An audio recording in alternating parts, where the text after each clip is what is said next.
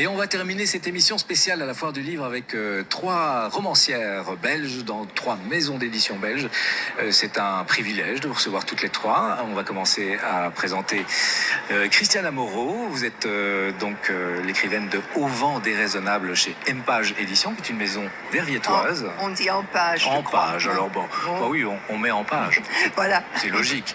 Isabelle Barry, vous nous proposez Le Second Printemps chez 180 degrés Édition, qui est une maison d'édition bruxelloise. Et puis, il y a Caroline Allan, vous nous proposez La Petite Annonce chez Lilis Édition.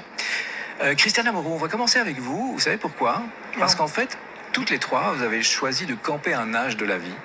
Et c'est vous qui avez choisi de camper les personnages les plus jeunes. Pour vous, c'était important d'avoir deux personnages au début de leur âge adulte, parce que c'est une histoire d'amour, c'est une histoire d'amour contrariée que vous nous proposez.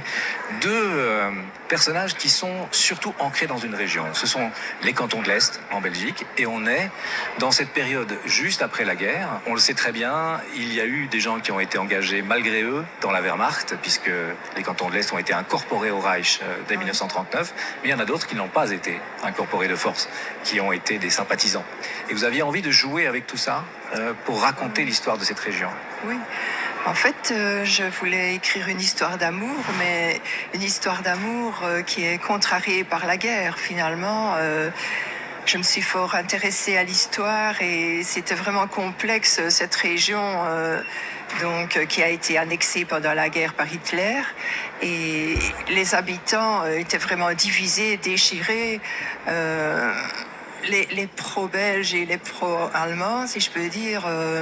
Et alors, c'était très compliqué. Parfois, au sein d'une même famille, les gens se déchiraient. Et puis, certains ont fui pour entrer dans la résistance. D'autres ont été incorporés dans le Troisième Reich. Votre personnage masculin, lui, va partir dans la résistance. Et le personnage féminin va se retrouver dans le travail obligatoire. Et va, en plus, se retrouver aussi, malheureusement, violée par un soldat de la Wehrmacht. Elle va devenir la maman d'un enfant. Et vous allez nous proposer une version assez étonnante de l'histoire, puisqu'on sait qu'il y a eu toute une série de maternités en Allemagne, mais vous vous intéressez à la fameuse maternité Lebensborn qui était en Belgique. Au château de Wégimont, c'est dans la province de Liège, donc on n'entend pas beaucoup parler de cette histoire-là. D'ailleurs, quand on fait des recherches sur Internet, il n'y a presque rien à ce sujet-là. Et je ne sais pas pourquoi, est-ce qu'on a voulu étouffer l'histoire parce que ce n'est pas très glorieux, mais oui, il y avait une maternité nazie dans la province de Liège, Lebensborn, comme on disait, et les femmes qui avaient la race aryenne et qui avaient des enfants avec des officiers allemands.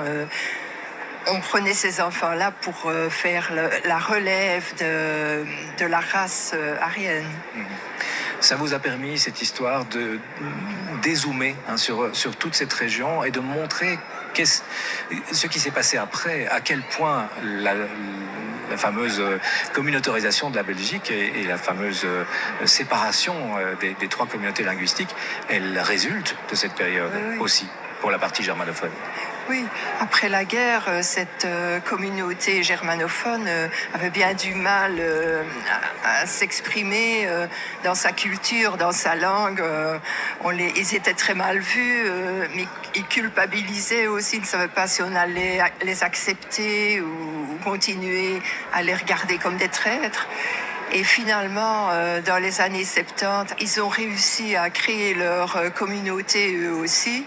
On a appelé ça la communauté germanophone pour ne pas dire le mot allemand. Et voilà, ça faisait leur culture, leur langue, mais faisait partie de la Belgique. Un roman qui nous permet de revisiter toute cette région, de mieux comprendre aussi l'histoire de notre Belgique, l'histoire récente, celle du XXe siècle.